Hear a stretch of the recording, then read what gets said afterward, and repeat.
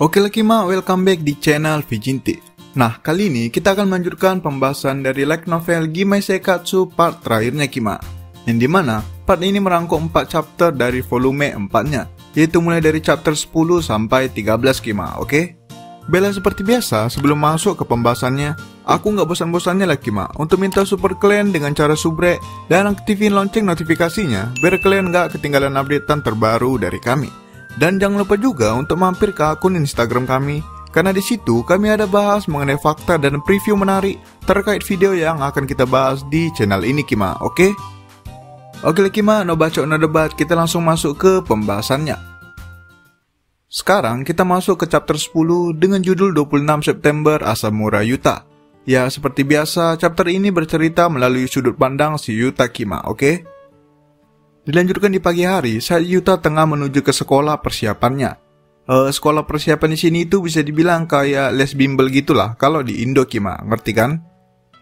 Nah, seperti yang ku bilang di part-part sebelumnya, kalau si Yuta ini Kima mau mencoba melakukan hal lain seperti menyibukkan diri gitu agar bisa melupakan perasaannya dengan si Saki.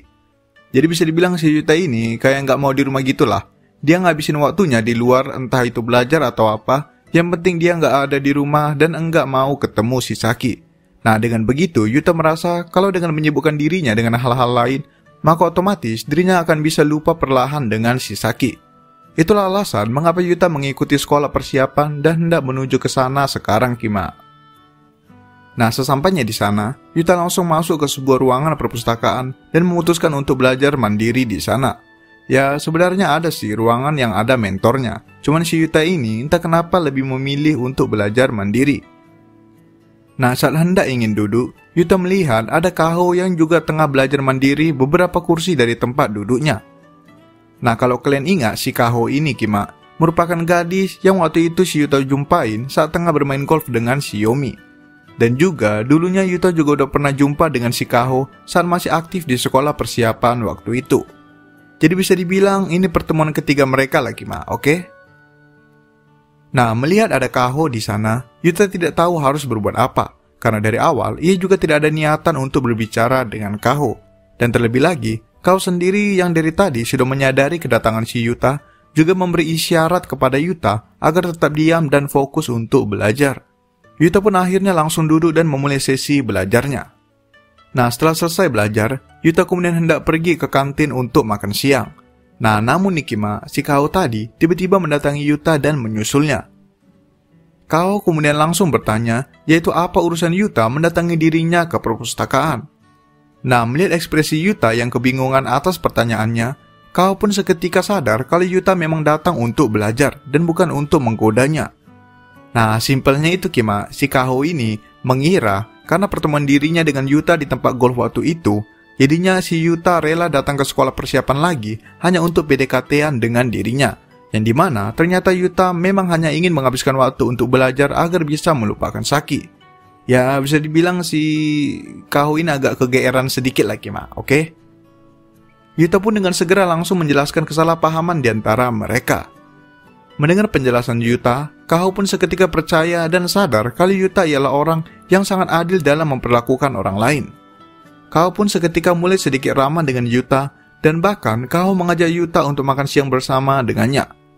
Mereka pun makan siang bersama dan kemudian mereka juga membuat janji makan siang bersama untuk keesokan harinya.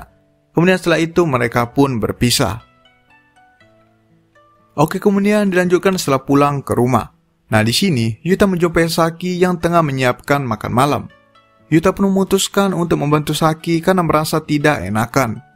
Nah, kemudian selagi tengah makan, Yuta memberanikan diri memulai obrolan dengan Saki dengan bertanya soal pengalamannya saat berada di kampus waktu itu.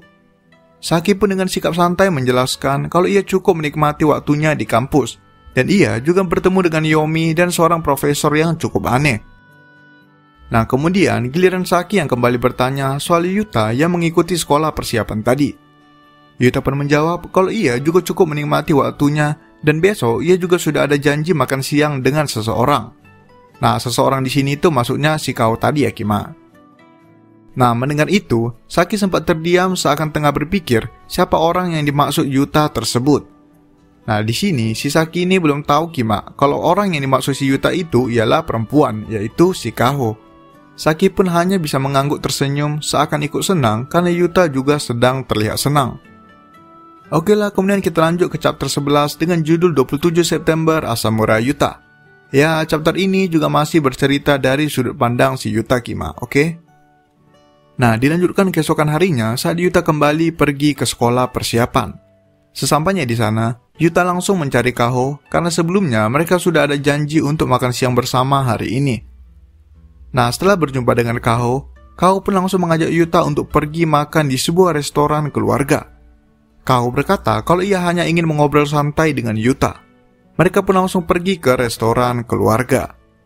Sesampainya di sana, Yuta yang tengah asik makan sambil mengobrol dengan Kaho, tiba-tiba Yuta melihat Saki dari kejauhan yang tengah berdiri dan mengobrol dengan seorang pria berdua. Yuta di situ heran mengapa Saki bisa jalan berdua dengan seorang pria tanpa ada teman yang lain, yang dimana Saki biasanya tidak akan mau membuang waktunya dengan hal-hal seperti itu. Yuta pun terus kepikiran sambil memandang ke arah Saki terus-menerus.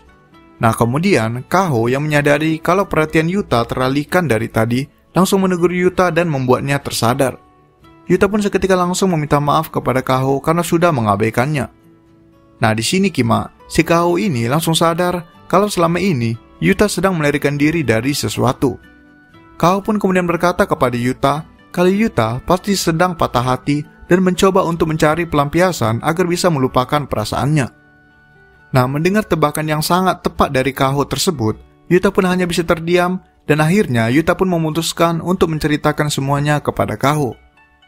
Nah, mendengar semua cerita dari Yuta, Kaho pun langsung memberikan saran kepada Yuta. Kaho menyuruh Yuta untuk lebih baik jujur kepada dirinya sendiri dan tidak menahan perasaannya.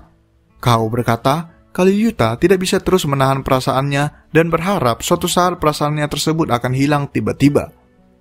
Mendengar itu, Yuta pun sadar kalau hal tersebut sangatlah benar.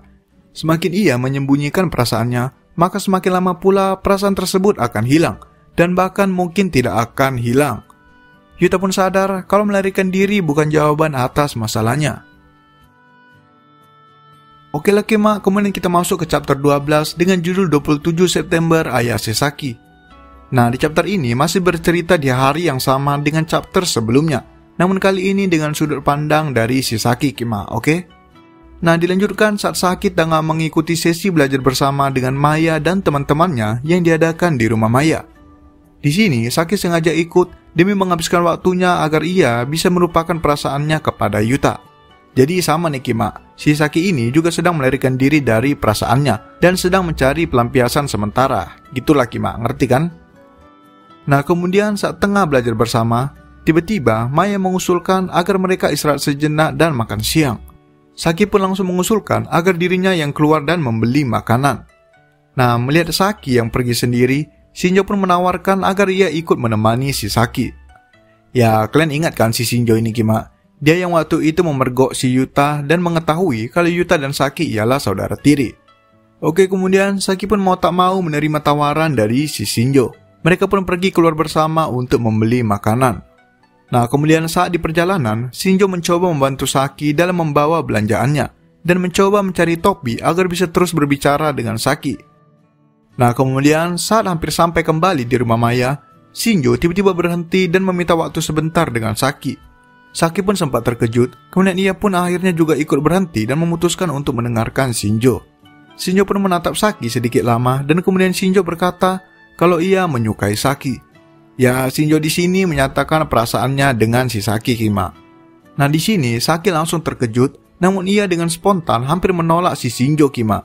Namun Saki langsung berpikir, kenapa ia harus menolak si Shinjo? Karena ya si Shinjo ini bisa dibilang cowok yang baik dan cukup populer lah di sekolah mereka.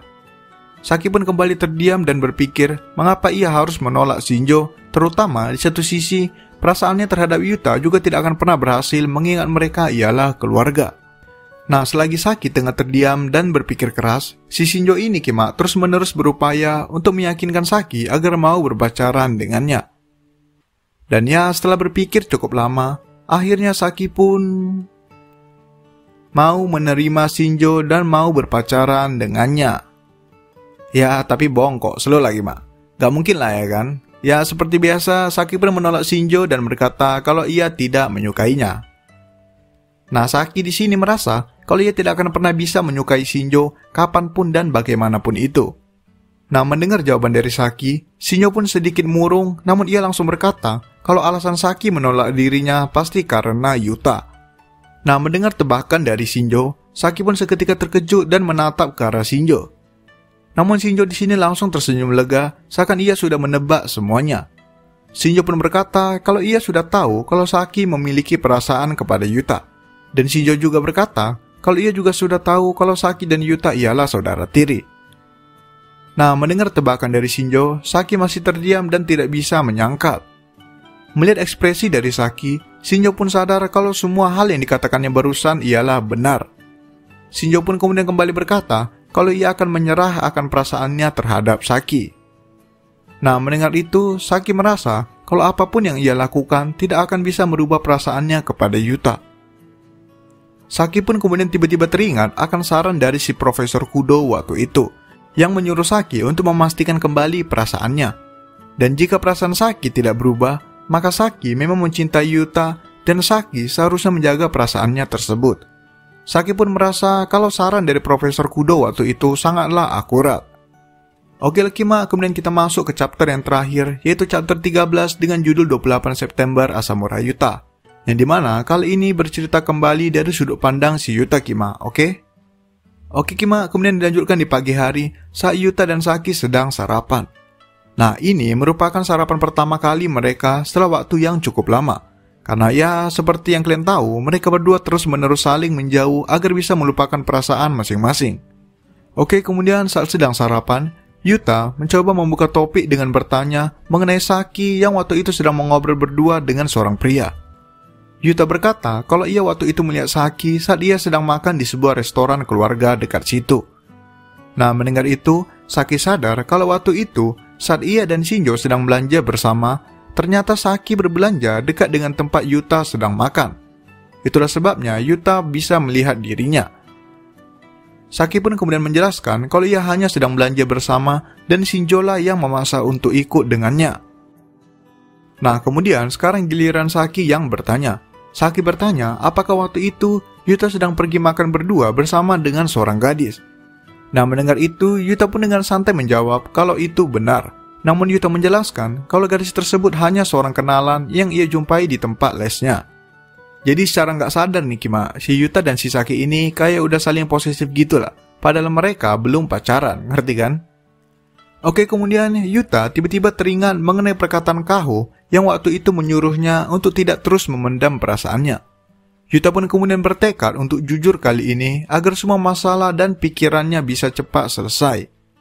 Yuta pun tiba-tiba memanggil Saki dan berkata kepadanya kalau ia menyukai Saki. Nah, Saki yang asik sedang makan, tiba-tiba terkejut, terdiam, dan hanya menatap ke arah Yuta. Nah, tak lama kemudian, Saki pun kembali bereaksi seakan tidak percaya akan ucapan Yuta barusan. Namun Yuta kemudian kembali menegaskan kalau ia tidak bohong dan ia memang sudah menyukai Saki sebagai wanita dan bukan sebagai saudara. Saki pun di situ sudah sempat ingin tersenyum senang, namun Saki berusaha menahan perasaan gembiranya. Saki pun kemudian menjawab dengan pelan kalau ia tidak membenci hal itu. Nah, mendengar jawaban dari Saki, Yuta pun sadar kalau Saki juga memiliki perasaan yang sama dengan dirinya. Nah, tepat setelah Saki menjawab demikian, Saki tiba-tiba langsung memeluk Yuta dengan erat. Yuta di situ tidak tahu harus bereaksi seperti apa saat ia sedang merasakan sensasi lembut dari tubuh Saki. Kemudian Saki pun langsung berterima kasih kepada Yuta karena sudah memberanikan diri untuk jujur. Saki kemudian berkata kalau ia tidak keberatan dengan hubungan mereka yang saling mencintai seperti ini. Namun Saki berkata kalau mereka tiba-tiba berpacaran, maka itu akan mengagetkan kedua orang tua mereka. Dan tentunya Yuta juga pasti tidak mau hal itu terjadi. Saki pun berkata kalau ia ingin hubungan mereka tetap sebagai saudara di depan orang tua mereka. Namun saat mereka sedang berdua, Saki ingin hubungan yang lebih dekat dan lebih intim daripada hanya sekedar saudara saja. Dan tentunya, mereka akan merahasiakan hubungan mereka dari orang tua mereka sementara ini. Nah, mendengar usulan dari Saki, Yuta pun menjawab kalau ia tidak keberatan. Dan hanya dengan fakta bahwa Saki mau menerima dirinya, itu sudah sangatlah cukup. Nah, kemudian Saki kembali menegaskan kalau dengan begitu, maka Yuta ke depannya harus memperhatikan perasaan dirinya. Saki menjelaskan kalau ia sangat cemburu saat melihat Yuta pergi berdua dengan Yomi maupun dengan gadis lain. Nah, mendengar itu, Yuta juga berkata persis seperti yang Saki katakan. Yuta berkata kalau ia juga cemburu melihat Saki dengan pria lain. Mereka berdua pun akhirnya berjanji untuk saling menjaga perasaan masing-masing dan berusaha untuk terus berhubungan dekat sampai hubungan mereka lanjut ke arah yang lebih dalam lagi atau lebih intim lagi. Oke lah Kima, sekian video kali ini. Nah, cemana, enak kan endingnya? Yoi, aku pun lega bacanya Kima. Ya, kita sekarang cuma bisa nunggu volume 5-nya keluar lah Kima. Oke? Harap bersabar lah ya. Bella, sekian video kali ini. Jangan lupa like, komen, subscribe, and goodbye Kima.